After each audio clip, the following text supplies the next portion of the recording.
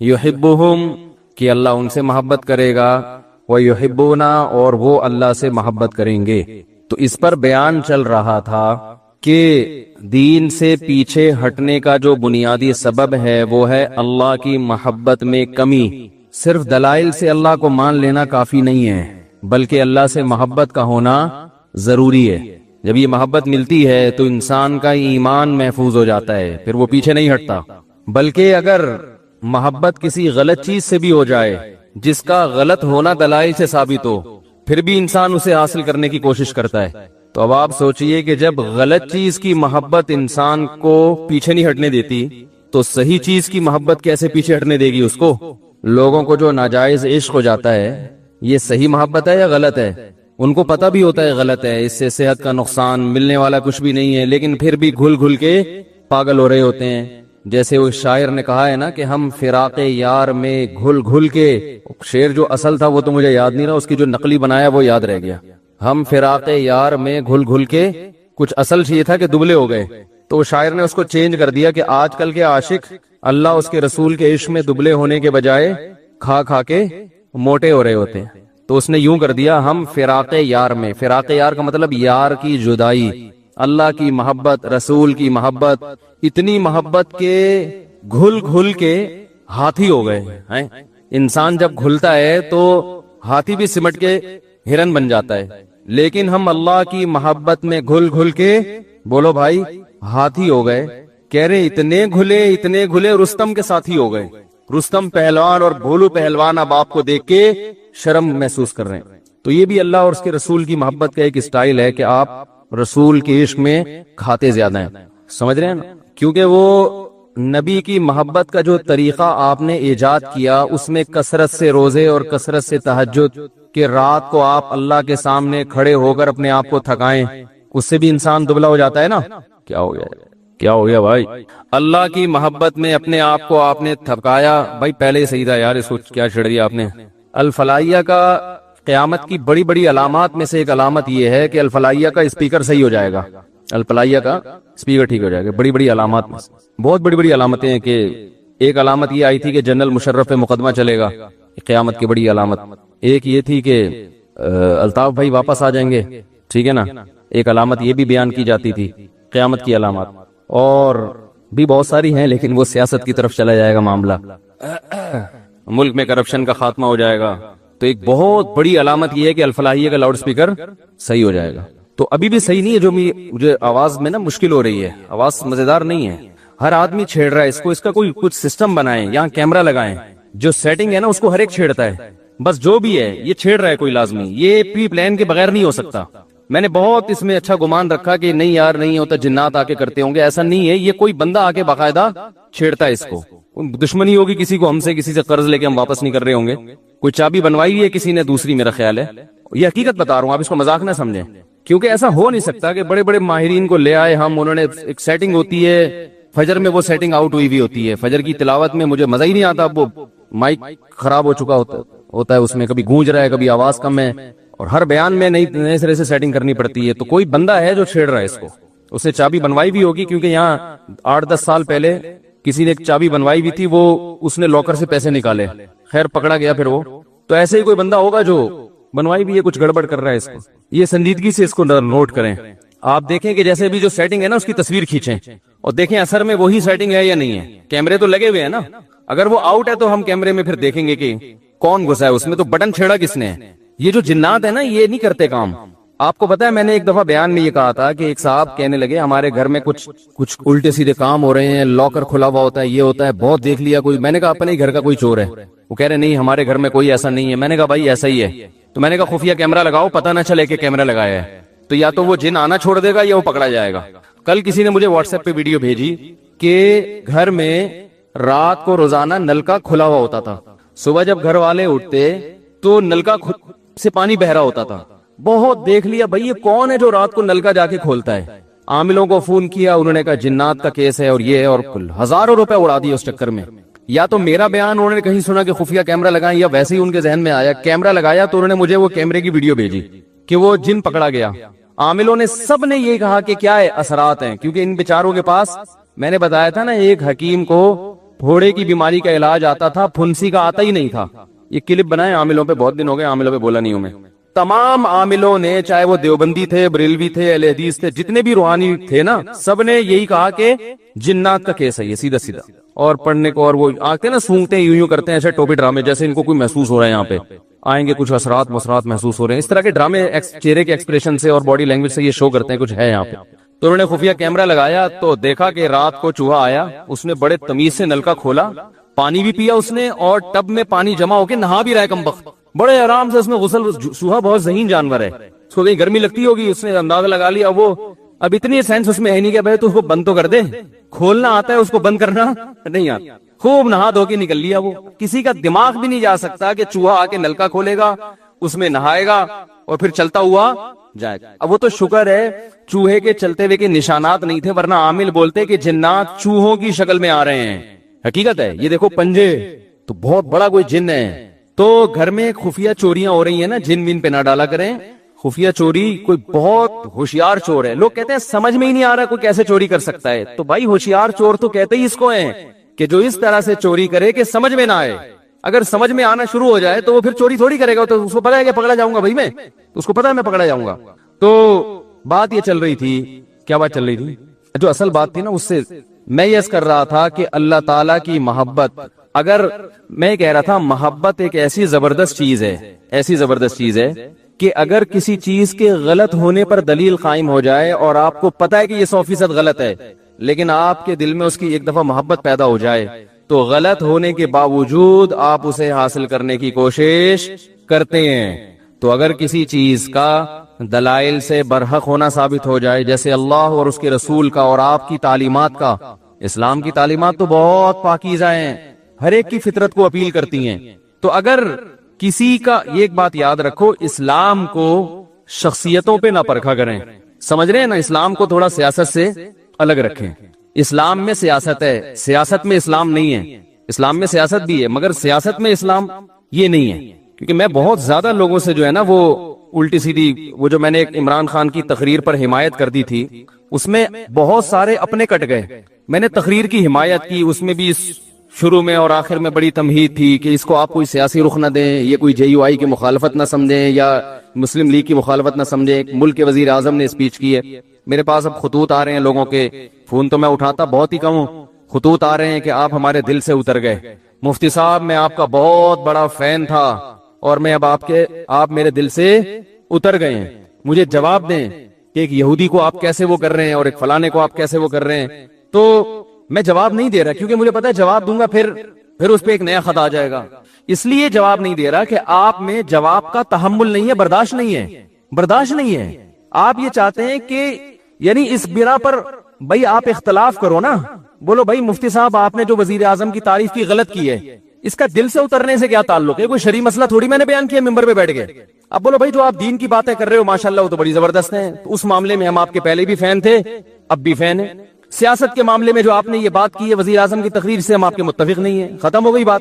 مثال کے طور پر میں اگر کوئی میڈیکل سائنس کی بات کروں، میں بتاؤں شوگر کی ایک فلاں دوا ہے، میں نے ڈاکٹر سے سنا ہے بڑی زبردست ہے، آپ نے اس سے بڑے ڈاکٹر سے سنا کہ وہ زبردست نہیں ہے، تو میں آپ کے دل سے اتروں گا؟ بولو نا بھائی، دل سے اتروں گا؟ آپ بولیں گے یار میڈیکل سائنس میں انہوں نے ایک بات کہی ہے ان کی رائے کے مطابق، دوسرے ڈاکٹر نے تو اس کے خلاف کہا ہے. اب آپ کے پاس دونوں آپشن ہے، اس کی مانیں ہمارے والے ڈاکٹر کی مان لیں، دل سے نہیں اتاریں گے آپ.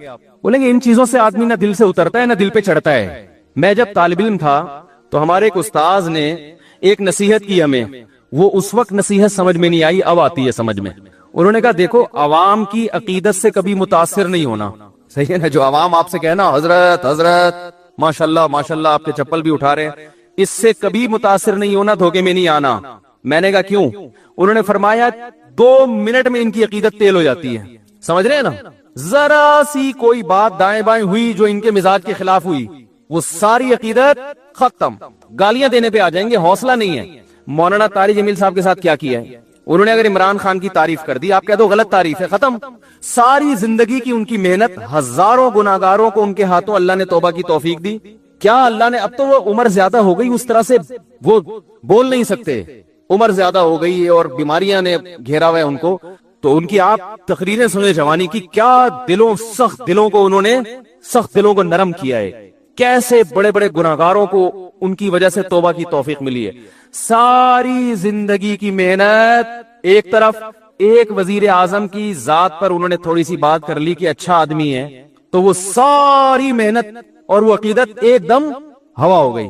हमने तो उसकी जात की तारीफ भी नहीं की है, हमने तो ये कहा ही नहीं कि अच्छा है क्या बुरा है, हमने तो ये कह दिया तकरीर अच्छी है। उस पे खुतूत आ रहे हैं, आप हमारे दिल से उतर गए। मैं कोई कह रहा है मैं 8 साल से सुन रहा था, कोई कह रहा है मैं 15 साल से सुन रहा था, कोई कह रहा है मैं जनाब आपको, मैं तो सारी सारी रात आपके बयान बैठ के सुना करता था, सोता नहीं था, लेकिन आप मेरे दिल से हमेशा के लिए उतर गए हैं। भाई इतना तो फिर आज इस बात पे नहीं, कल किसी और बात पे उतर जाएगा, आप उतर जाओगे आप ट्रैक से। इतना छोटा ज़र्फ अगर रखोगे तो दुनिया में किसी से भी फायदा नहीं उठाओगे। इसलिए कि आज आप दिल से अकीदत कर रहे हो ना, और अकीदत में गुलूव की वजह से हमारे आपके दिल से हम उतर रहे हैं, कल उनसे कोई मिस्टेक होगी वो भी आपके दिल से उतर जाएंगे। तो ऐसे आदमी के दिल में कभी कोई पनप सकता ही नहीं है। ज़र्फ बड़ा रखें, ये बोल लिया करें भाई गलती हो गई मुफ्ती साहब से, आपका ख्याल अगर है कि हमने गलत कहा भाई मुफ्ती साहब बहुत अच्छे, आपके ख्याल में वो तो अल्लाह ही जानते अच्छे हैं कि नहीं, लेकिन आप कह रहे हैं भाई मेरे ख्याल में मुफ्ती साहब बहुत अच्छे, ये वाली बात मुफ्ती साहब की मैं इससे मुत्तफिक नहीं हूं, खत्म। इसमें कौन सा मसला है भाई, इतना बढ़ाते हैं यार इन छोटी छोटी बातों को। आप बोलो हजरत मौलाना तारिक जमील साहब बहुत अच्छे, अल्लाह ने उनसे बड़ा काम लिया, बड़ा तकवा, बड़ी लाहियत, ये जो उन्होंने इमरान खान की तारीफ की, आप जो उनसे इख्तलाफ करते हैं बोले भाई इस मामले में मैं उनकी राय से मुत्तफिक नहीं हूं, बाकी उनका काम अल्लाह ने अकीदत मोहब्बत है उनसे, अल्लाह उनकी उम्र में बरकत दे, ये वाली। और कभी मुलाकात हुई तो मैं उनसे कह दूंगा कि हजरत ये आपने अच्छा नहीं किया, बस खत्म। जिनकी राय में उन्होंने अच्छा नहीं किया और जिनकी राय में अच्छा किया वो कहें बहुत अच्छे, की पिट अप, ठीक है। तो इतना छोटा ज़र्फ, इतना छोटा ज़र्फ, और जिसका ये ज़र्फ होता है वो किसी भी जगह नहीं पनपता। देखो रसूलुल्लाह सल्लल्लाहु अलैहि वसल्लम ने इरशाद फरमाया, खवातीन से खिताब किया कि औरतें जहन्नम में मर्दों से ज्यादा होंगी। खवातीन ने पूछा क्यों? इस हदीस में तो है औरतें ज्यादा होंगी, दूसरी हदीस में आता है जन्नत में भी औरतें ज्यादा होंगी, एक और हदीस है।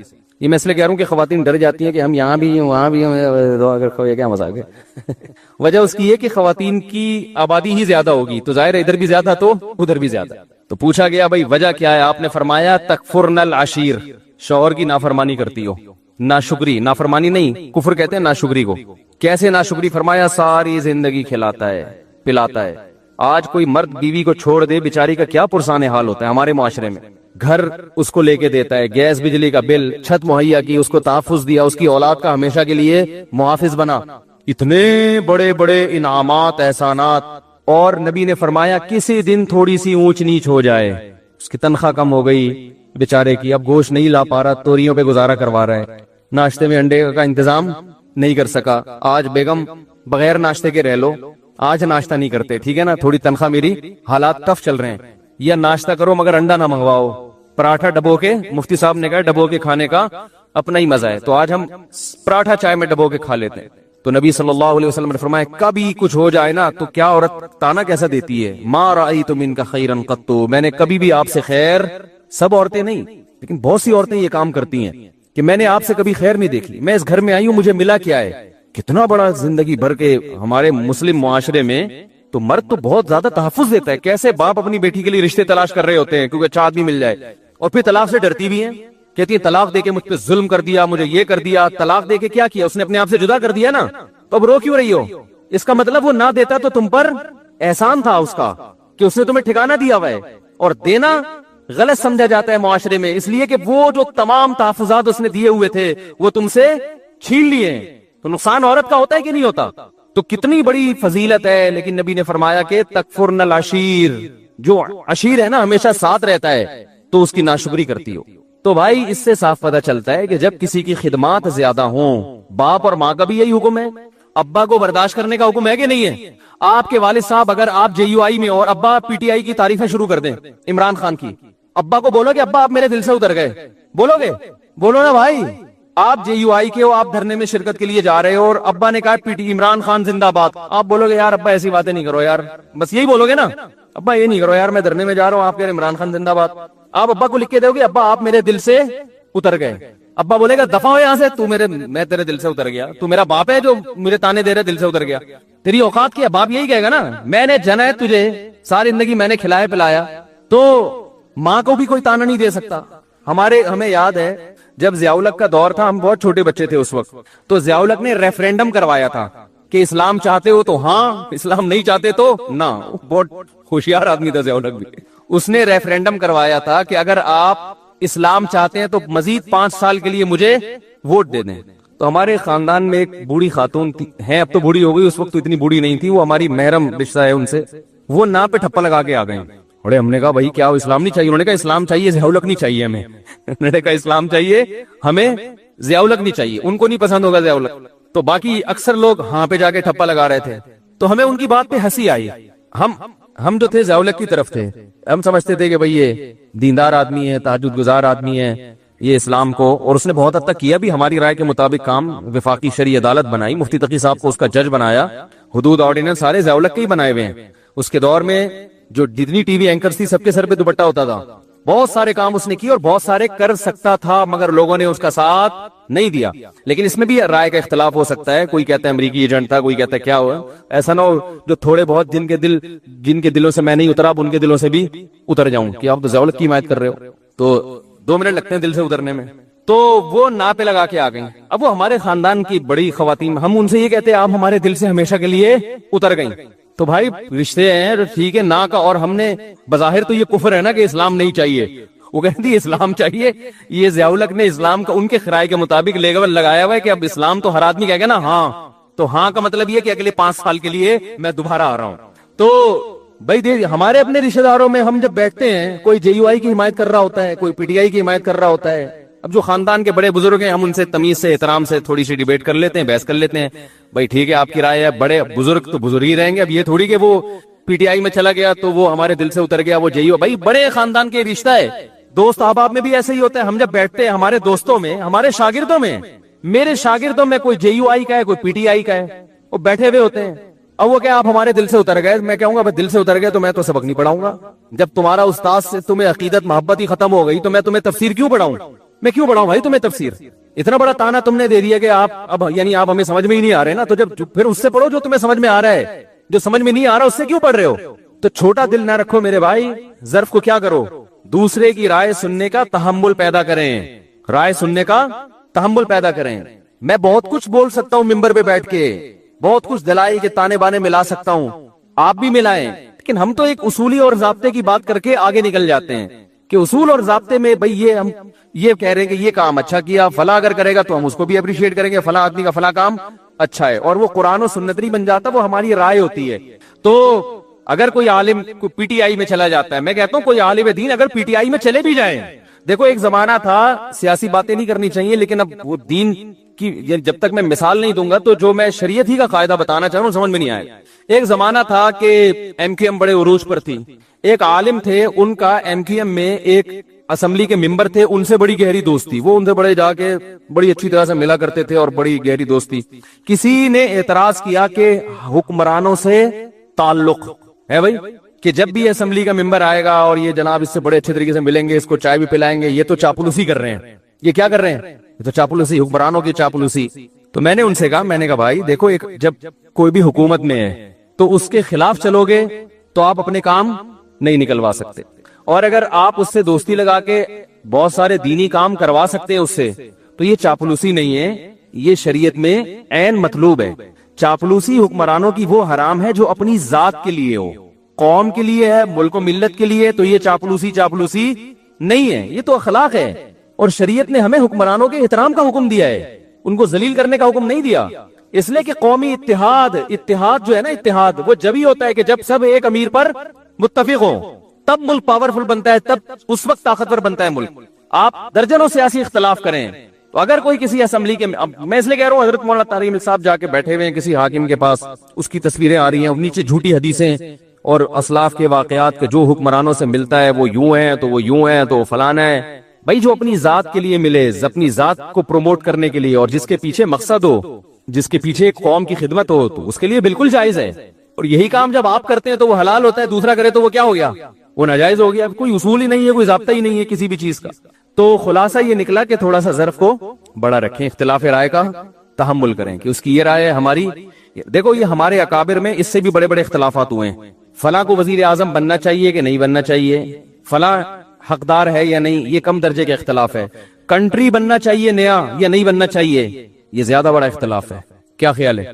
جب ہندوستان کے دو ٹکڑے ہو رہے تھے، مولانا حسین احمد مدنی رحمہ اللہ تعالیٰ کی رائے یہ تھی کہ ہندوستان کو دو ٹکڑوں میں تقسیم، بولو بھائی، نہیں ہونا چاہیے. ان کی رائے تھی. ان کے پاس اپنے دلائل تھے کہ زیادہ مسلمان انڈیا میں ہیں، یہاں تھوڑے ہیں. تو ایک پوری ان کے پاس ایک دلائل تھے. مولانا اشرف علی تھانوی رحمہ اللہ تعالیٰ، مولانا ظفر احمد عثمانی رحمہ اللہ تعالیٰ کی رائے یہ تھی کہ بننا چاہیے ملک. یہ بہت بڑا اختلاف تھا کہ نہیں تھا؟ بھائی کنٹری وجود میں آنا چاہیے کہ نہیں آنا چاہیے، یہ چھوٹا اختلاف نہیں تھا. مولانا حسین احمد مدنی وہ کہتے تھے ملک نہیں ٹوٹنا چاہیے. اس پہ وہ جلسے کر رہے تھے، دھرنے دے رہے تھے، بڑی تحریک چلائی تھی. انہوں نے پورا ایڑی چوٹی کا زور لگا لیا کہ ہندوستان کو نہیں ٹوٹنا چاہیے. لیکن مولانا تھانوی رحمۃ اللہ علیہ قائد اعظم سے باقاعدہ ملاقاتیں کر رہے تھے. مولانا ظفر احمد عثمانی تھانوی قائد اعظم سے ملاقاتیں کر رہے تھے، ان کو اپریشیٹ کر رہے تھے کہ الگ ملک بنانا ہے ورنہ ہم ہندوستان میں پس جائیں گے. اور یہ دونوں ایک دوسرے کا اس قدر احترام کرتے تھے، اتنے شدید اختلاف کے باوجود، کہ آج تک ان کے شاگردوں میں آپ کو چپکلس نظر نہیں آئی. میرے شیخ حضرت مفتی رشید احمد صاحب رحمہ اللہ تعالی حضرت تھانوی کے سلسلے کے ہیں اور ان کے نظریے سے متفق تھے کہ پاکستان بننا چاہیے. لیکن حضرت نے حدیث پڑھی مولانا حسین احمد مدنی سے. سمجھ رہے ہو؟ اس دور میں جب یہ اختلاف عروج پر تھا، بخاری پڑھی ہے کس سے؟ مولانا حسین مدنی سے.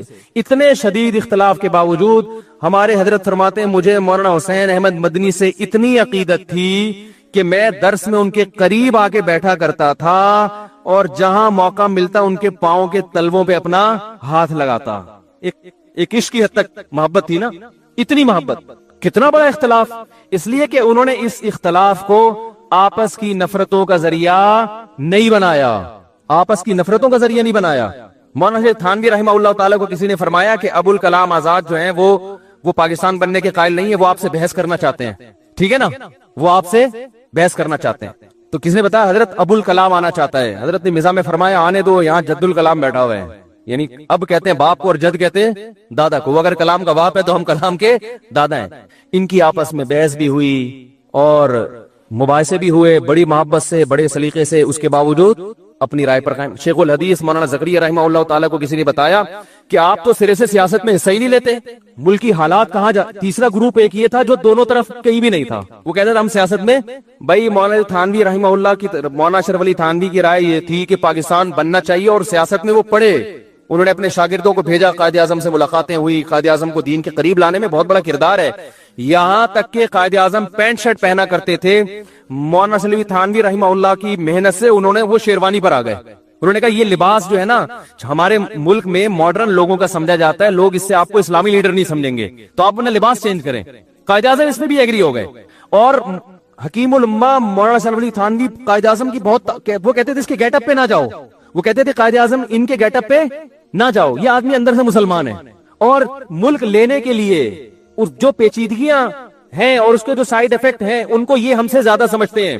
انہوں نے لا پڑھا ہوا ہے. سمجھ میں آ رہی ہے بات کہ نہیں آ رہی؟ وہ یہ زیادہ اچھا سمجھتے ہیں. اب اس میں کون صحیح تھا کون غلط تھا یہ بحث کرنے کا کوئی فائدہ نہیں ہے. اس لیے کہ جب پاکستان بن گیا تو مولانا حسین احمد مدنی نے سب سے پہلے پاکستان کی حمایت کی ہے. لوگوں نے کہا آپ تو مخالفت کر رہے تھے، تو انہوں نے کہا مسجد بننے سے پہلے اختلاف ہو سکتا ہے کہ مسجد بنے یا نہ بنے، بن گئی تو اس کا احترام لازم ہے. کیسی زبردست سوچ تھی. اڑے نہیں رہے کہ نہیں بس نہیں غلط ہوا اب میں اس کی واٹ لگاؤں گا. انہوں نے کہا بھائی یہ تو اس وقت اختلاف تھا، اب جب بن ہی گیا ہے تو اب مسلمانوں کا ایک ملک بن گیا، اب اس کو طاقتور ہونا چاہیے، اس میں قانون سازی ہونی چاہیے اور اس کو اب سپورٹ کرنا چاہیے. تو بڑا ایک دلچسپ واقعہ میرے ذہن میں آیا تھا. میں عرض کر رہا تھا کہ قائد اعظم کو فل سپورٹ مل رہی تھی کہاں سے؟ مولانا شریف تھانوی رحمہ اللہ تعالیٰ کی طرف سے. اور ادھر مولانا حسین احمد مدنی وہ سیاست میں وہ ان کے جلوس نکل رہے تھے اور وہ تقریروں میں کہتے تھے مسلمانوں یہ دہلی کی جامع مسجد چھوڑ کر کہاں جا رہے ہو، یہ بابری مسجد چھوڑ کر کہاں جا رہے ہو، یہ تو تمہارے 1000 سال تم نے ہندوستان پہ حکومت کی ہے، یہ تو تمہارا ہے. ایک دوسرے فریق کی رائے یہ تھی کہ ہمارا تھا، اب اگر ہم الگ ملک نہیں ملا تو اس سے بھی جائیں گے ہم، کیونکہ گورا انگریز سارے فائدے ہندو کو دے کے جا رہا تھا، وہ ہندو کے حوالے کر کے جا رہا تھا. دونوں کی رائے تھی، دونوں کے دلائل تھے، اس کی سنتے لگتا وہ صحیح کہہ رہا ہے، اس کی سنتے لگتا وہ صحیح کہہ رہا ہے. اور ایک تیسرا گروپ تھا شیخ الحدیث مولانا زکریا رحمہ اللہ تعالیٰ کا، وہ سارا دن علم حدیث میں کتابوں میں لگے ہوئے تھے، وہ سیاست میں دلچسپی، وہ کسی دھرنے میں شریک ہی نہیں ہوتے تھے. اب یہ چاہتے نا 3 دھڑے بڑے آرام سے بن سکتے تھے علماء کے. ایک دھڑا بن جاتا پاکستان بننا چاہیے، ایک دھڑا پاکستان مخالف اور ایک یہ کہ یہ دونوں جو ہے نا فتنہ پرست ہیں. ہمیں تو اللہ اس کے رسول کے بس دین میں لگنا چاہیے. یہ تینوں اپنے مریدوں کو تیار کرتے اور بولتے کہ تم اس کی مجلس میں نہیں جانا, اس درس حدیث نہ سننا مولانا حسین مدنی کا. اور مولانا حسین مدنی درس بھی کہاں دیا کرتے تھے؟ مسجد نبی میں نبی صلی اللہ علیہ وسلم کے روضہ اطہر کے سامنے بیٹھ کے پوری دنیا سے لوگ آ کے ان کا بخاری کا درس سنا کرتے تھے. یہ اتنا یعنی علم حدیث پہ عبور تھا کہ نبی صلی اللہ علیہ وسلم کے روضہ اطہر پہ درس دیا کرتے تھے بیٹھ. کئی سال درس دیا انہوں نے. تو اب یہ تینوں حضرات اگر اپنی نیچے عوام کی تربیت یوں کرتے, شیخ الحدیث مولانا زکریا رحمۃ اللہ علیہ کہتے نہ تھانویوں کے پاس جاؤ, ان کے پاس جب جا کے دیکھو کہ پاکستان بنے گا, بن کے رہے گا پاکستان, بن کے رہے گا. نہ مدنیوں کے پاس جانے کی ضرورت ہے, تم علماء ہو, تمہارا کام کیا ہے؟ حدیث پڑھو, قرآن پڑھو, فقہ پڑھو, یہ تمہارا کام ہے. قریب بھی ان کے پھٹکنے کی اجازت نہیں ہے. کیا خیال ہے بھائی؟ اور مدنی گروپ کہتا ہے کہ یہ مسلمانوں کو مروا رہے ہیں, یہ الگ ملک بنا کے یہ سارا ہندوؤں کے حوالے کر کے مروا رہے ہیں. ان کے یہ ورڈنگ نہیں تھی, ان کا یہ تھا میری رائے یہ دوسروں پہ تہمتیں نہیں لگائی انہوں نے. اگر تہمتیں لگانا شروع کر دیتے نا کہ ان کی نیت ہی غلط ہے, معاملہ پھر خراب ہوتا ہے. معاملہ جب خراب ہوتا ہے جب آپ دوسرے کی نیت پہ ڈاکہ ڈالنا شروع کر دیں. یہ بندہ ہی غلط ہے, یہ ان کی نیت. بھائی نیت کیسے؟ کوئی قرآن میں تھوڑی لکھا ہوا ہے کہ پاکستان بننا چاہیے کہ نہیں بننا چاہیے. یہ تو رائے ہے نا, تو دو رائے بن سکتی ہیں. تو انہوں نے یہ نہیں کہا کہ ان کی نیتیں ٹھیک نہیں ہیں, یہ تمہیں مروانا چاہتے ہیں, یہ ہے ہی غلط لوگ, یہ تو پہلے ہی صوفی ٹائپ کے لوگ ہیں, خانقاہیں چلانے والے لوگ ہیں, تو تمہیں مروا دیں گے. تو کسی نے تبھی تینوں فریقوں میں آپس میں آج تک محبت قائم. تو شیخ الحدیث سے کسی نے کہا کہ آپ تو جلسوں میں جاتے نہیں, دھرنوں میں جاتے نہیں, اور آپ وہ اپنے شاگردوں کو بھی منع کرتے تھے کہ مت جاؤ ورنہ علم کے نہیں رہو گے. کسی نے کہا مولانا حسین مدنی تو کرتے ہیں. تو انہوں نے کہا مولانا حسین احمد مدنی جیسا حوصلہ ہم میں نہیں ہے. وہ سیاست میں پوری طرح اتر کے بھی علم سے پیچھے نہیں ہٹے. انہوں نے کہا اتنی کتابیں وہ روزانہ پڑھا رہے ہیں, اتنے تحقیقی کام ان کے ہو رہے ہیں, اور جلسوں میں شرکت بھی, دھرنوں میں شرکت بھی, یہ حوصلہ اللہ نے ہر ایک کو نہیں دیا. عجیب دیکھو کیسا. تو اپنے شاگردوں کا یہ ذہن بنایا جس کی وجہ سے آج بھی ان کے شاگردوں میں آپس میں محبت ہے. ہمارے حضرت تو انہی کے شاگردوں میں سے تھے نا. تو مولانا حسین مدنی رحمہ اللہ سے بھی محبت کرتے تھے, اور حضرت حکیم الامہ کے سلسلے کے تو یعنی ان کو خلافت ملی ہوئی تھی. تو اب جو سسٹم چل رہا ہے اب اتنے بڑے اختلاف نہیں, اب اس سے چھوٹی نوعی. عمران خان کی تعریف کر دی تھی مولانا طارق جمیل صاحب نے, تو اب وہ 3 توئیں میں شرارت ہے, ایسے بھی کچھ میسج آ رہے ہیں کہ توئیں جس نام میں بھی ہوگا اس میں کیا ہے. مجھے میسج آیا کہ جس مولوی کے نام میں توئیں ہوگا وہ شرارتی ہوگا. ایک طارق جمیل, ایک طارق مسعود, ایک طاہر اشرفی. انہوں نے ایئرپورٹ پہ آ کے استقبال کر لیا تھا نا. توئیں نہیں ہونا چاہیے نام میں. میں نے کہا پھر زوئیں سے نام رکھا کرو. تو بھائی یہ گاڑی ہے KJJ 5640, غلط پارکنگ کر دی, اس کو صحیح کر لیں. 5640.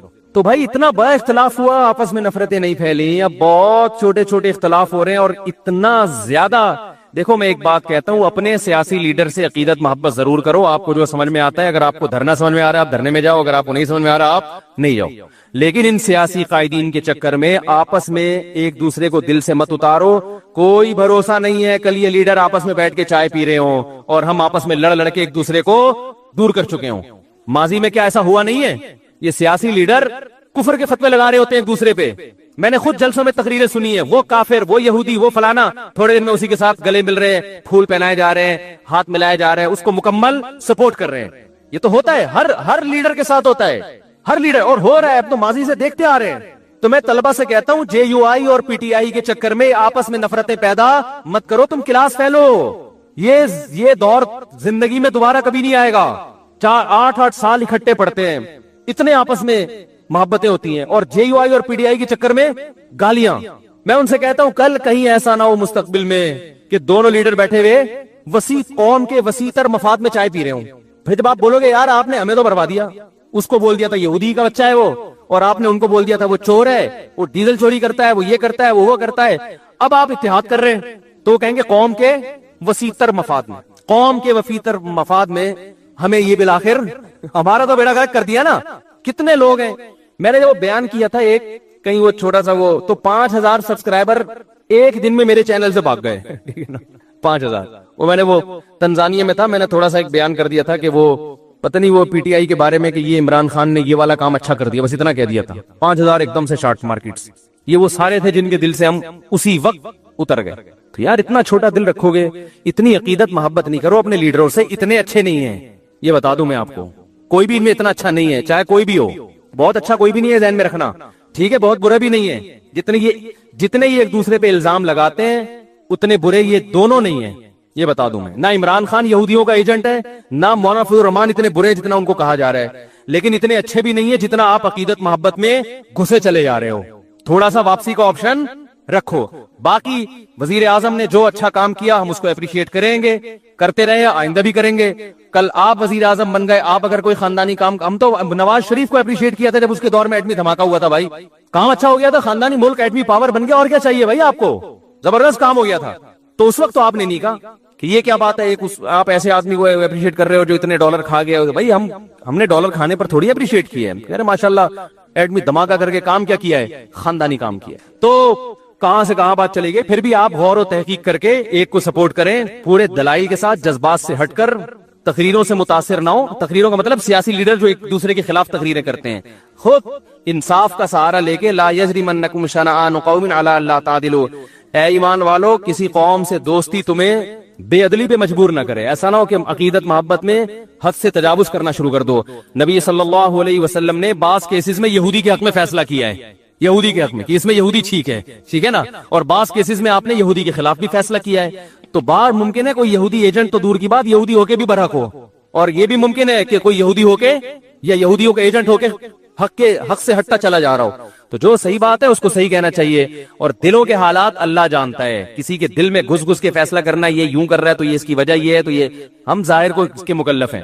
تو کہاں سے کہاں بات چلی گئی. تو میں یہ عرض کر رہا تھا کہ اللہ تعالیٰ نے ہمیں کیا حکم دیا کہ محبت, میں یہ عرض کر رہا تھا غلط چیز کی بھی محبت ہوتی ہے تو انسان اس کے حصول کی کوشش میں لگ جاتا ہے. لوگوں کو چرس سے, ہیروئن سے عشق ہو جاتا ہے, اور ناجائز عشق ہو جاتے ہیں, ان کو پتہ ہے کہ صحت کے لیے نقصان دہ, ملنے والا کچھ بھی نہیں ہے, پھر بھی پاگل ہو جاتے ہیں, صحتیں برباد کر دیتے ہیں. تو آپ سوچو میرے بھائی, جس کے برحق ہونے کا یقین ہو انسان کو, دلائل سے اس کا برحق ہونا ثابت ہو گیا ہو, تو اس کی محبت جب دل میں بیٹھے گی تو پھر آپ کیسے پیچھے ہٹو گے. اس لیے علماء کہتے ہیں جو صوفیہ کرام ہے نا, جن کو آج کل بڑا لتاڑا جاتا ہے یہ صوفیہ ایسے ہوتے ہیں, انہوں نے صوفیہ کرام دیکھے ہی نہیں ہوتے, یہ کبھی کسی صوفی کے ساتھ رہے نہیں ہیں. انہوں نے وہ کچھ مزاروں پہ بیٹھے ہوئے جاہل صوفی دیکھے ہوتے ہیں, اور اس کی بیس پر یہ صبح شام کلپ بنا بنا کے صوفیہ کرام کے خلاف فتوے جھاڑتے رہتے ہیں. میرے شیخ و مرشد بھی صوفی تھے, میں ان سے بیعت تھا, بزرگ تھے, وہ خلیفہ تھے مولانا عبدالغنی پھول پھوری رحمۃ اللہ علیہ کے, اور وہ خلیفہ تھے مولانا شلوی تھانوی رحمۃ اللہ علیہ کے. ہم نے ان بزرگوں کو اپنی آنکھوں سے دیکھا ہے. تو جو ہر وقت بزرگ کے خلاف بولتے رہتے ہیں نا, ان سے میں کہتا ہوں کبھی کسی بزرگ کی صحبت میں چند دن بیٹھ کے گزارو, تمہیں پتہ چلے گا بزرگ کیا ہوتے ہیں. سمجھ میں آ رہی ہے بات. بزرگ لیس زندگی انسان کو برباد کر دیتی ہے. اور یہ بھی جو میں بار بار کہتا ہوں کہ بابے جو کہتے ہیں میرا کوئی بابا ہی نہیں ہے, تو دیکھو رسول اللہ صلی اللہ علیہ وسلم نے ارشاد فرمایا, لا تجتمع امتی علی ضلالہ, میری امت گمراہی پہ کبھی بھی جمع نہیں ہوگی. اس حدیث کا صاف مطلب ہے کہ میری امت کسی بھی زمانے میں بزرگ لیس نہیں ہو سکتی. یہی مطلب ہوا نا. کیا خیال ہے بھائی, ہر زمانے میں بزرگ رہیں گے. ایک بات تو یہ دلیل اچھی طرح ذہن میں رہے. دوسری دلیل کہ صحابہ نے صرف قرآن خود سے نہیں پڑھا, یعلمہم الکتاب, ان کو قرآن اور حکمت کس نے سکھائی؟ بولو بھائی, نبی نے. تو صحابہ کا لنک کس سے براہ راست قائم ہوا؟ نبی سے. تو کیا صحابہ کے بعد کوئی بخاری مسلم خود یا قرآن خود پڑھ کے پورا اسلام سمجھ سکتا ہے, پوری ہدایت پہ آ سکتا ہے؟ قرآن میں یہ نہیں ہے کہ اللہ نے, نبی نے صحابہ کو حدیث بتائی ہے, یعلم سکھائی ہے. سیکھنا تربیت کو کہتے ہیں, ٹریننگ. صحابہ نے حدیثوں کا علم بھی حاصل کیا اور ساتھ ساتھ پیغمبر سے سیکھا بھی ہے. آج اگر کوئی کہتا ہے میں براہ راست پیغمبر سے سیکھتا ہوں, تو سوال پیدا ہوتا ہے وَيُعَلِّمُهُمُ الْكِتَابَ وَالْحِكْمَةَ, کہ نبی ان کو کتاب اور حکمت باقاعدہ سکھائیں گے. تو نبی کا کنیکشن صحابہ سے براہ راست ہوا ہے, تب صحابہ ہدایت پہ چلے ہیں. اور تابعین کا پھر کس سے ہوا؟ بولو نا بھائی, صحابہ سے. جب تابعین کا صحابہ سے ہوا, وہ بھی اس لیے کہ جب صحابہ براہ راست نہیں سیکھ سکتے تھے, ان کے لیے رجال چاہیے نا, رجل چاہیے, نبی. تو تابعین کو بھی رجال چاہیے کہ نہیں چاہیے؟ وہ رجال کون ہے؟ اب نبی تو نہیں رہے, نبی سے سیکھے ہوئے لوگ موجود ہیں, جن سے اب کون سیکھے گا؟ تابعین سیکھیں گے. اور انہوں نے سیکھا, تبھی تابعین کی جب بھی ہم سیرت پڑھتے ہیں, فلاں کی اتنے سال صحبت اٹھائی, فلاں کے پاس اتنے سال رہے, ورنہ وہ بھی حدیثوں کی کتاب جمع کر کے پڑھنا شروع کر دیتے. کسی کی صحبت میں رہنے کی ان کو کیا ضرورت تھی؟ پھر تابعین کے بعد تبع تابعین. یہ اہل حق کا جو سلسلہ ہے, روحانی باپ دادا ان کو کہا جاتا ہے, یہ سلسلہ قیامت تک چلتا رہے گا. اس سلسلے میں گمراہ لوگ بھی پیدا ہوں گے، لیکن اگر اہل حق پیدا ہوں گے تو وہ بھی اسی میں پیدا ہوں گے، اس کے علاوہ نہیں ہو سکتے۔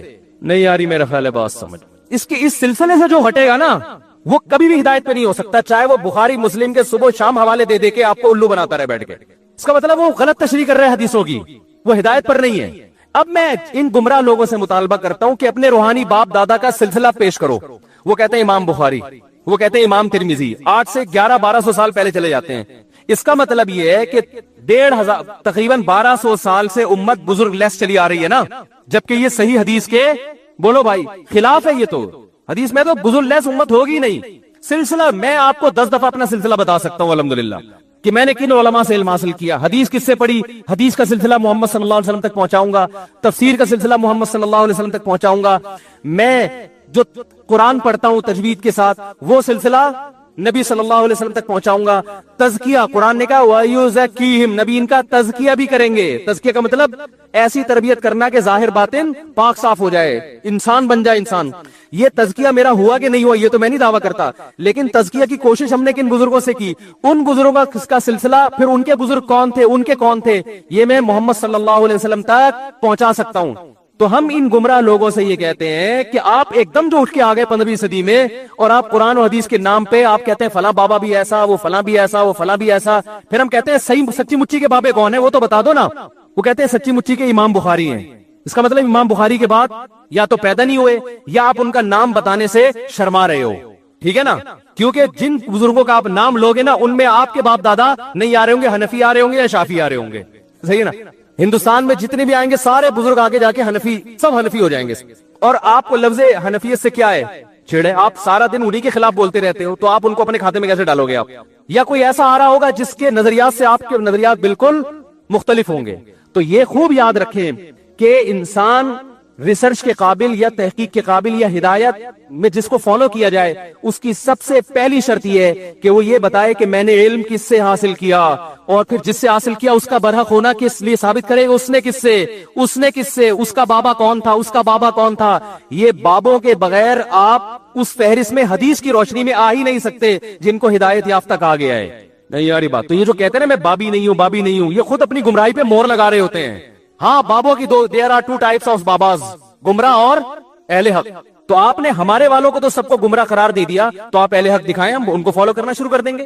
سمجھ رہے ہو نا؟ جیسے ہم غیر مسلموں سے کہتے ہیں کہ محمد صلی اللہ علیہ وسلم معاذ اللہ اگر جھوٹے ہیں تو اللہ نے اپنے بندوں کو، اللہ براہ راست تو ہم کلام ہوتا نہیں ہے، وہ بھی غیر مسلم بھی اعتراض کرتے ہیں نا، نبی نے یہ کیا، نبی نے یہ کیا، نبی ایسے تھے، معاذ اللہ الزام لگاتے ہیں، ایک 9 سال کی بچی سے شادی کر لی، ہم اس کے دلائل دیتے ہیں بھائی یہ اس کلچر میں معیوب نہیں تھا اور اس کے کیا کیا حکمت، نہ یہ تو معاذ اللہ ایسے تھے، وہ بہت سارے اعتراضات کرتے ہیں۔ تو ہم کہتے ہیں گل ویلے دی تے پھل موسم دا۔ مختصر بات یہ کہ اللہ اپنے بندوں سے ہدایت جو دی ہے، یا تو اللہ کا بندوں سے کوئی لنک ہی نہیں ہے، اس نے پیدا کر کے چھوڑ دیا، یہ تو عقل نہیں مانے گی نا۔ خالق اور مخلوق کا رشتہ تو سب سے پہلے ہے۔ تو اللہ کن باتوں سے خوش ہوتا ہے، کن باتوں سے ناراض ہوتا ہے؟ اگر محمد صلی اللہ علیہ وسلم جھوٹے ہیں تو پھر سچا بتاؤ کون ہے بھائی؟ وہ بتا سکتے ہیں؟ وہ جو سچا لے کر آئیں گے نا ان کے خیال میں اس پہ 20، اگر نبی پر 1 اعتراض ہوتا ہے تو اس پر 20 اعتراض ہو رہے ہوں گے، صحیح ہے نا؟ تو ہم کہتے ہیں بھائی اس سے پتا چلتا ہے کہ اللہ نے محمد صلی اللہ علیہ وسلم کے علاوہ کسی کو پنپنے دیا ہی نہیں ہے۔ تو جن بزرگوں سے ہم نے علم حاصل کیا، دین حاصل کیا، انہی لوگوں نے ماضی میں خدمات سر انجام دی ہے، میدان جہاد میں بھی، تصوف کے میدان میں بھی، حدیث کی خدمت میں بھی، فقہ کی خدمت میں بھی، تفسیر میں بھی، تزکیہ میں بھی، انہی کی راتوں کی عبادتیں۔ میں اپنے شیخ کو جانتا ہوں، ہمارے شیخ حضرت مفتی رشید احمد صاحب رحمہ اللہ تعالی رات میں تہجد میں 5 رکعت تلاوت کیا کرتے تھے، اور اتنا روتے تھے اللہ کے خوف سے کہ حضرت نے دعا مانگی کہ اللہ میرا رونا بند کر دے، صحت کو نقصان ہو رہا ہے۔ سمجھ رہے ہیں؟ آج تو سب سے بڑا مسئلہ ہے اللہ کی محبت میں رونا نہیں آتا، ہمارے حضرت کو اتنا آتا تھا کہ اللہ سے دعا مانگی اللہ میری یہ کیفیات بولو بھائی ختم کر دے۔ پھر ان کی تقریباً 20 سال صحیح بخاری پڑھائی ہے، اتنا بخاری پہ عبور تھا، بدعت کے بہت خلاف تھے، بہت زیادہ خلاف تھے بدعت کے، عقائد ایسے صاف ستھرے۔ ہم نے تو ان بزرگوں کو دیکھا ہے، لیکن نکالنے والے ان کی بھی کتابوں کو غلط توڑ موڑ کے کچھ بھی نکال کے ان کو بھی الزام لگا دیتے، اور ہم جب کہتے ہیں اس الزام کا جواب دینے کے لیے ہم تیار ہیں، سامنے بیٹھو، سامنے بیٹھنے کے لیے تیار، وہ کلپ بازی، ٹائم ویسٹنگ۔ تو یہ جو ہے نا بزرگ لیس معاشرہ، یہ اسلام کا معاشرہ نہیں ہے، قرآن و سنت کے بالکل خلاف ہے۔ سمجھ رہے کہ نہیں سمجھ رہے؟ تو آپ کو تربیت کرنی ہے، کسی اللہ والے سے تعلق قائم کرنا پڑے گا، جو آپ کا تزکیہ کرے، آپ کو تمیز سکھائے، سب سے پہلے آداب سکھائے، آپ کو محبت سکھائے آپ کو، آپ کا ظرف بڑا کر دے کہ اختلاف رائے جب ہوتا ہے مسائل میں تو اس کو پیش کرنے کا کیا طریقہ ہوتا ہے۔ میں سمجھا پا رہا ہوں اپنی بات؟ تو ہم نے جن بزرگوں کو دیکھا، جن اکابر کو دیکھا، ہم نے ان میں اللہ کا خوف پایا۔ ہمارے حضرت رحمہ اللہ تعالیٰ کا تقوی ایسا مشہور تھا کہ ان کے بارے میں مشہور تھا کہ کوئی ایڑی چوٹی کا زور لگا دے، کوئی چیز اگر ناجائز ہے نا وہ ان سے کروا نہیں سکتا۔ جس چیز کا ثابت ہو گیا نا کہ یہ کیا ہے، غلط ہے شریعت میں، اور بہت سی چیزوں میں انہوں نے اپنے بزرگوں سے اختلاف بھی کیا ہے، وہ ہم بھی کرتے ہیں۔ ان کی رائے اگر بدل گئی تو انہوں نے کہا ٹھیک ہے، لیکن احترام کے ساتھ۔ انہوں نے فتوے نہیں لگائے۔ مفتی رشید احمد صاحب فرض نماز کے بعد اجتماعی دعا کو نہیں مانتے تھے، اس کا کوئی ثبوت نہیں ہے۔ ان کے استاذ مانتے تھے، لیکن دونوں میں محبت، احترام۔ حضرت نے پورا رسالہ لکھ دیا کہ فرض نماز کے بعد اجتماعی دعا ثابت نہیں ہے، لیکن حضرت نے کلپ بنا کے عوام میں آگ، بولو بھائی، نہیں لگائی۔ تنزیہ جملے لکھ لکھ کے جو لوگ دعا مانگ رہے ہیں ان کو، ان کی نفرت ہے کہ ان کو تو کچھ بھی نہیں آتا۔ ایک دفعہ ایک عالم آئے، بڑے عالم ہے ملک کے، وہ آئے، انہوں نے نماز پڑھائی۔ حضرت نے ان سے کہا آپ نماز پڑھائیں۔ انہوں نے نماز کے بعد اجتماعی دعا مانگی۔ تو ہمارے ایک مرید، حضرت کے ایک مرید نے حضرت سے پوچھا کہ حضرت آپ تو کہتے ہیں یہ بدعت ہے، یہ کیا ہے؟ فرض نماز کے بعد اجتماعی دعا کیا ہے؟ بدعت ہے، اور انہوں نے مانگی بھی ہے، اور دوسرا بدعتی کو تو امام بنانا ویسے بھی جائز نہیں ہے۔ تو حضرت نے فرمایا کہ بھائی ان کی اپنی تحقیق ہے، یہ وہ ان احادیث سے استدلال کرتے ہیں جس میں نماز کے بعد مطلق دعا کی فضیلت ہے، اور فی نفسی رفع الیدین بھی ثابت۔ انہوں نے 2-3 روایتیں ملا کے ایک مسئلہ نکال لیا ہے، تو ان کی تحقیق ہے یہ کوئی ایسی بدعت تھوڑی جس کی وجہ سے کفر اور فسق کے فتوے لگانا شروع کر دیں ہم۔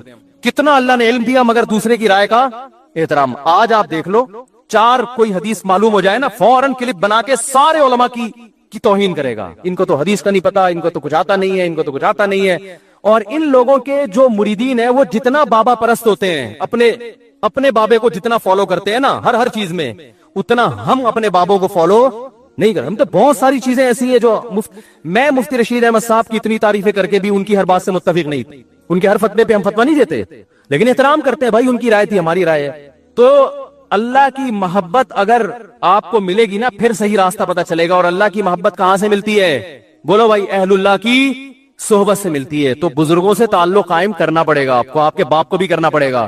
اس کے بغیر آپ کا دین خشک دین ہوگا، اس میں چاشنی نہیں ہوگی۔ حدیثوں کے نمبر آپ کو یاد ہو جائیں گے، رفع الیدین کے جھگڑے بہت اچھی طرح سے یاد ہو جائیں گے، آمین، ٹانگیں چوڑی ٹانگیں پتلی، رفع الیدین کرنا ہے نہیں، یہ بہت ماسٹر ہو جاؤ گے۔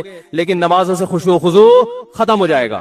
آپ کہہ سکتے ہیں عرب میں تو یہ نہیں ہوتے بزرگ، وہاں بھی ہوتے ہیں، اصطلاح نہیں ہے بزرگ کی۔ بن باز بہت بڑے متقی پرہیزگار عالم تھے، انہوں نے کئی سال اپنے استاذ کی صحبت اٹھائی ہے، پھر وہ ان کے نائب بنے ہیں۔ اور ان کے جو خاص شاگرد تھے انہوں نے کئی سال ان کی صحبت اٹھائی ہے، پھر وہ ان کے نائب بنے ہیں۔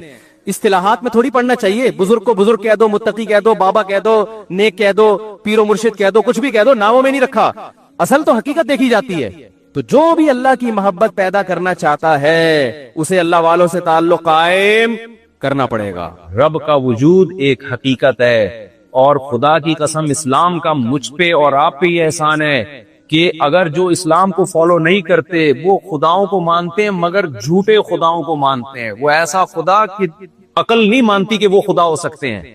اسلام واحد وہ مذہب ہے جو آپ کو سچی مچی کے خدا کا تعارف کرواتا ہے، وہ اوریجنل خدا کا بتاتا ہے آپ کو۔ بہت سے لوگ اسلام کے منکر ہیں، کون سے خدا کو مانتے ہیں؟ کوئی پتھروں کے سامنے جھک رہا ہے۔ یہاں کا جو اصل مذہب ہے وہ تو کروڑوں خداؤں کا ہے نا، جو جاپانیوں کا اصل، اس کا جو پروننسیشن اتنی مشکل ہے یہاں کی، وہ بھی ہم اوچا کیچا کچا کا کون سا شہر تھا جہاں ہم گئے تھے، وہ یار یاد نہیں ہو رہا مجھے، کیا نام تھا اس کا، جہاں نہیں آچا کچا کر کے ٹومیٹو کیچپ کا آ رہا تھا، نہیں یار وہ بھائی یہاں جو اصل جاپانی تھے نا، وہ آچا کچا کر کے بڑا مزے کا نام تھا اس کا۔ تو کتنے سارے خدا ہیں ان کے مذہب کا میں نام بھول گیا، جو پرانا قدیم بدھسٹ تو بعد میں آئے نا، تو وہ اس سے پہلے کا جو مذہب تھا اس میں ہزاروں خدا ہیں، ادھر کا خدا الگ ہے، ادھر کا خدا الگ ہے، ادھر کا خدا الگ ہے، ادھر کا خدا الگ ہے۔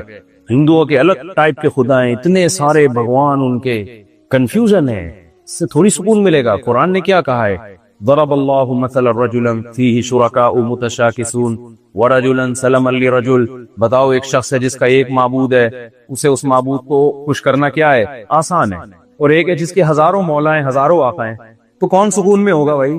ان کا ادھر کا شادی کرانے کا دیوتا الگ ہے، بچہ پیدا کروانے کا دیوتا الگ ہے، رزق کا دیوتا الگ ہے، بیماری کو صحت دینے کا دیوتا بولو الگ ہے، 20 قسم کے دیوتا ہے۔ ہم کہتے ہیں ہمارا رب صرف وہی ہے جس نے اس کائنات کو کلمہ کن کی طاقت سے بنایا، وَإِنَّا لَمُوسِعُونَ، اور اس کائنات کو پھیلاتا چلا جا رہا ہے۔ وہ قرآن سے پتہ چلتا ہے کائنات رکی بھی نہیں ہے، یہ پھیل رہی ہے۔ ہمارا رب وہ ہے جس نے پانی کے قطرے میں ایسے سافٹ ویئر انسٹال کیے کہ وہ ماں کے رحم میں جاتے ہیں اور اس میں آنکھ ناک کان دل دماغ جگر بننا شروع. ہم صرف اس خدا کو مانتے ہیں. اس کے علاوہ جتنے بھی ہیں وہ کریٹڈ ہے, وہ مخلوق ہے, وہ خالق نہیں ہے, وہ معبود نہیں ہے, وہ سب ہماری طرح کے محتاج انسان ہے. یا ایھا الناس انتم الفقراء الی اللہ, اے لوگو تم سب کے سب اللہ کے در کے فقیر ہو, محتاج ہو. واللہ هو الغنی الحمید, ایک اکیلا اللہ ہے جو غنی ہے, بے پرواہ ہے, قابل تعریف ہے, اسے کسی کی ضرورت نہیں ہے. کتنا کلیئر کانسیپٹ ہے یا نہیں ہے؟ یہ اسلام میں ہی ملے گا آپ کو. اسلام کے علاوہ یا تو اسلام ہے یا ایتھیزم ہے جو خدا کے ہی منکر ہیں. وہ تو بہت بڑی حماقت والا کام کر رہے ہیں کہ بنانے والے کا انکار کر دیا. تو مذہب میں آپ کے پاس میرے بھائی اسلام کے علاوہ کوئی آپشن بولو نا نہیں ہے. تو کتنا اللہ نے احسان کیا کہ آپ کو مسلمان پیدا کر کے یہ آزمائش سے بچا لیا اللہ نے آپ. تو وجہ اس کے کہ اس نعمت پہ قدر کر کے یہاں لوگوں میں دعوت دیتے, ان کو مسلمان بنانے کی کوشش کرتے, ان کو ادھر لانے کے بجائے خود ہی ادھر کو کھسکنا شروع کر دیتے ہیں. یعرفون نعمت اللہ, اللہ کہتے ہیں یہ اللہ کی نعمت کو پہچانتے ہیں, اس کے بعد ناشکری کرتے ہیں. تو اس لیے اللہ کی جو طاقت اور قدرت ہے اس پر ایمان لے کر آئیں, اللہ کے احسانات کا استحضار کیا کرے. غیر مسلم جب کھانا کھاتا ہے اللہ کا شکر ادا نہیں کرتا. تھینک یو ایک دوسرے کو بہت کہا جاتا ہے. اب کسی کو کوئی چیز ہے تھینک یو, وہ واپس کرے گا تھینک یو. ہمارے ہاں جو دیسی لوگ ہیں ان میں تھینک یو کی تھوڑی سی کمی ہے. ایسی چیزوں کی زیادتی ہے جو نہیں ہونی چاہیے. وہ زیادتی کن چیزوں کی پھر کبھی ملیں گے تو بتائیں گے آپ کو. تھینک یو کے بجائے وہاں تو یعنی الٹا کام چل رہا ہے. تو اسلام نے ہمیں کتنا ہم پر احسان کیا کہ اللہ کا ہمیں تعارف کروایا. پھر مزے کی بات یہ کہ دنیا میں بہت سے لوگ ہیں جو گاڈ کو مانتے ہیں, صرف مسلمان ہی نہیں, اور ایک خدا کو مانتے ہیں. مذہب میں تو ایسے نہیں, لیکن انڈیویجولی ایسے بہت سارے لوگ آج بھی دنیا میں ہیں, سائنسدانوں میں بھی ہیں, پروفیسروں میں بھی ہیں. وہ کہتے ہیں کہ ہے خدا ہے, ہم مانتے ہیں کہ یہ خدا ہے, یہ خود بخود کائنات نہیں بن سکتی. ہر قوم میں ایسے سائنسدان لوگ موجود ہیں, وہ کسی مذہب کو فالو نہیں کرتے, لیکن وہ یہ مانتے ہیں کہ بنانے والا کوئی ہے, یہ خود بخود نہیں ہو سکتا. لیکن وہ یہ پتہ ہے کیا کہتے ہیں, ایسے لوگ بھی آپ کو گمراہ کر سکتے ہیں کہ ہے نا, لیکن مسلمانوں کا اللہ ہے, ہم اس کو کیوں مانیں؟ بھائی کوئی ہے کریٹر, ہم یہ کیوں مانیں کہ وہ مسلمانوں کا اللہ ہے؟ بھائی ہے, وہی گاڈ ہے, وہ خدا ہے. تو جب بھی کوئی ایسا وسوسہ دماغ میں آیا کرے نا, شیطان یہ وسوسے ڈالتا ہے, انسان بھی ڈال سکتے ہیں, تو یہ جواب دیا کرے شیطان کو اور انسان کو. ان سے کہا کریں بھائی ایک گاڈ وہ ہے جو گونگا بہرا ہے, سمجھنے, اور ایک گاڈ وہ ہے جو کہتا ہے میں نے آدم کو مٹی سے بنایا, ان کی پسلی سے اماں ہوا کو بنایا, ان دونوں کے ملاپ سے انسانوں کو میں نے بھر دیا, اور میں نے موسیٰ کو کلیم اللہ بنایا, میں نے ابراہیم کو خلیل اللہ بنایا, میں نے یعقوب, یوسف علیہم الصلاۃ والسلام ان پیغمبروں کو انسانوں کی ہدایت کے لیے بھیجا, میں نے انسانوں کو لاوارث نہیں چھوڑا, ان کی ہدایت کے لیے میں نے 4 مشہور آسمانی کتابیں آسمان سے نازل کی, تورات, زبور, انجیل, قرآن. ان کے نام بھی بیان کر رہا ہے قرآن, اور یہ ساری ڈیٹیل. پھر اس میں لکھ دیا کہ میں ان چیزوں پہ خوش ہوتا ہوں, ان چیزوں سے ناراض ہوتا ہوں, اور یہ بھی بتاتا ہے میں نے تمہیں پیدا کیوں کیا, تمہارا اصل ویژن ہونا کیا چاہیے. اتنی ساری چیزوں میں ہمیں وہ گائیڈ کر رہا ہے. وہ یہ نہیں بتا رہا ہے کہ عبادت کے لائق کون ہے, اس نے بھی بتایا حج کا کیا طریقہ ہے, نماز کا کیا طریقہ ہے, زکوٰۃ کا کیا طریقہ ہے, مر جاؤ گے تو وراثت کیسے ڈیوائیڈ ہوگی, شوہر کے بیوی پہ, بیوی کے شوہر پہ کیا حقوق ہیں, والدین کے کیا حقوق ہیں, بھائی بہنوں کے کیا حقوق ہیں. پوری ایکسپلینیشن وہ پیغمبروں کے ذریعے اور کتابوں کے ذریعے کر رہا ہے. تو اگر یہ سچی مچی والا خدا نہیں ہے تو جھوٹی موٹی والا جو تمہارا سچی مچی والا ہے, تو وہ جھوٹی موٹی والے خدا کے خلاف آواز کیوں نہیں اٹھاتا؟ تو ہم گونگے بہرے خدا کو مانیں یا اس خدا کو مانیں جو ہمیں گائیڈ کر رہا ہے؟ افمن یہدی الی الحق احق ان یتبع ام لا یہدی الا ان یہدی. کیا زبردست آیت ہے سورہ یونس کی. اللہ فرماتے ہیں بتاؤ وہ زیادہ اتباع کے حقدار ہے جو تمہیں گائیڈنس دے رہا ہے, یا وہ جس کو خود گائیڈنس کی ضرورت ہے, اس کے پاس کوئی ہدایت ہی نہیں ہے. کس کی بات کو مانو گے؟ دیکھو آپ نے کسی سے راستہ پوچھا کہ بھائی میں نے فلاں جگہ جانا ہے, اس کا راستہ کیا ہے؟ وہ ایک بندہ کھڑا ہوا راستہ بتا رہا ہے, یہاں سے مڑیے, یوں جائیے, سیدھے ہاتھ پہ, پھر الٹے ہاتھ پہ, پھر گولے گنڈے والا آئے گا, ہم تو کراچی کے حساب سے بتائیں گے نا راستہ, پھر توڑے جائیں گے تو ادھر رشید برگر والا آئے گا. یہاں لوگ مجھے تھوڑے بات لمبی ہو جائے گی, تو رشید برگر والا آئے گا, پھر الٹے ہاتھ پہ نلی وہاری, یہ جا کے آپ انڈا موڑ پہنچ جائیں گے. ایک آدمی آپ کو ٹریک پورا نا سمجھا رہا ہے, پورا تمیز سے ایک لوکیشن بتا رہا ہے. دوسرا بھی وہاں کھڑا ہوا ہے, آپ اس سے پوچھتے ہیں بھائی کیسے جانا ہے, وہ چپ بول نہیں رہا, حالانکہ اس کی زبان بھی ہے بولنے کے لیے, ہونٹ بھی ہیں, पूरी बॉडी है, कोई शॉक में भी नहीं गया हुआ, कोई धमाका हुआ हो करीब में, एकदम शॉक में चला गया, चुप खड़ा हुआ है वो। तो आप मुझे बताओ किसको फॉलो करोगे, जो हिदायत दे रहा है या जो गूंगा बन के बुत बन के खड़ा हुआ है, किसको फॉलो करोगे? जो बता रहा है फिलहाल आपके पास, उसके अलावा कोई ऑप्शन होगा? आप बोलोगे भाई मुझे तो यही बता रहा है, मैं तो यही। तो इस्लाम के अलावा कोई आपको हिदायत देता है ही नहीं। इस्लाम के अलावा कोई बताता ही नहीं है कि शराब अच्छी चीज है कि बुरी चीज है। कोई बता सकता है? असेंबली में जो लोग जाएंगे अगर वो सारे शराबी होंगे तो शराब अच्छी लीगल हो जाएगी, अगर वो शराब को बुरा समझते होंगे तो शराब क्या हो जाएगी? इलीगल। एक जमाने तक होमोसेक्सुअलिटी बहुत बुरी चीज थी जब ये कॉमन नहीं थी। 1990 तक अमेरिका में होमोसेक्सुअलिटी एक दिमागी बीमारी समझी जाती थी, परले दर्जे का पागल आदमी समझा जाता था। लेकिन जब ये चीज फैल गई, असेंबलियों में भी ऐसे लोग पहुंच गए, तो अब ये क्या हो गई? ये सिर्फ लीगल नहीं हुई बल्कि ह्यूमन राइट्स में शामिल हो गई। तो ये हमें बताएंगे भाई, ये तो खुद हिदायत के काबिल है। फमन यहदी लिल हक यहक व युतबा मन ला यहदी इल्ला युहदा। कुरान कह रहा है जो खुद हिदायत के लायक हो वो तुम्हें गाइड करेगा। इंसान हिदायत के लायक है, हिदायत याफ्ता माँ के पेट से पैदा नहीं होता, तो इंसान इंसानों को गाइड नहीं कर सकता। इंसान को गाइड वो करेगा जिसने इंसान को पैदा किया, और वो गाइडेंस इस्लाम के अलावा किसी और के पास नहीं है।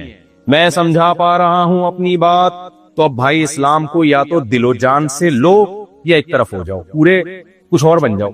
ये बीच में लटकना क्या है, ये खतरनाक है। हमारा इस्लाम जो है ना, हमारे मतलब का इस्लाम, कि कड़वा कड़वा थू थू, मीठा मीठा हप हप।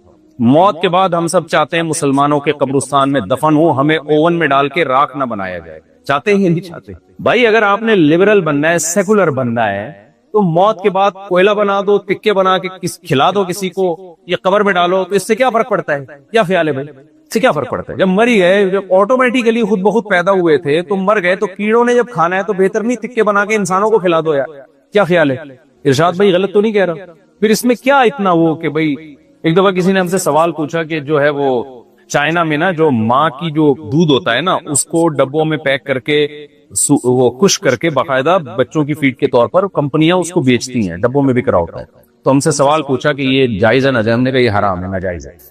एक साहब ने कहा लो, एक तो ये मौलवी लोग बस हर चीज में टांग लगाते हैं, हलाल हराम हराम, ये तरक्की कर ही नहीं सकते, इसमें क्या जा रहा है अगर वो खुश डब्बों में माँ का दूध बिक रहा है? तो ये मौलवी लोग हर जगह क्या करते हैं, फतवे झाड़ना शुरू कर। भाई हमसे तो पूछा है तो बताएंगे ना। तो मैंने कहा कि ये डब्बों का तरक्की से कोई ताल्लुक है? बोलो। इससे कि ये जो जापान में जो साइंसदान पैदा हुए हैं इसलिए हुए कि माँ का दूध डब्बों में बिकता था? इसका तरक्की से क्या ताल्लुक है भाई? अखलाकियात से इसका ताल्लुक है। फुक़हा ने लिखा है कि इंसानी जिस्म के से जो चीज भी मुकर्रम और मोहतरम चीज होती है वो बाजारों में बिकने के लायक नहीं है, इंसानियत की तौहीन नहीं है। वलक़द कर्रमना बनी आदम, हमने बनी आदम को बहुत ज्यादा इज्जत दी है। पूरी कायनात अल्लाह ने इंसान के लिए बनाई है। ये स्पेयर पार्ट्स इसके बिकेंगे नहीं। तभी ये जो डोनेशन करके बेच रहे होते हैं ना गुर्दे वुर्दे, हराम है, नाजायज है। ये स्पेयर पार्ट्स की दुकान थोड़ी है कि इधर से गुर्दा उठा के वसीम को 1 करोड़ में बेच दिया और इधर से जराब अपना पित्ता निकाल के सलीम के पकड़ा दिया। थोड़े दिनों में क्या होगा, वो स्पेयर पार्ट्स की दुकान होगी।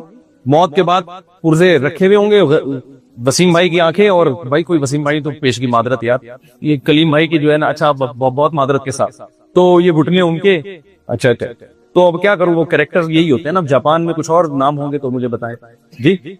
तो ये सब ये स्पेयर पार्ट्स की दुकान थोड़ी है इंसान को, क्योंकि अगर आपने इसको बिल्कुल ही सिर्फ इंसानियत की खिदमत ही देखनी है कि यहाँ से उठा के उसको बेच दो, तो भाई फिर दफनाने की टेंशन की क्या जरूरत है?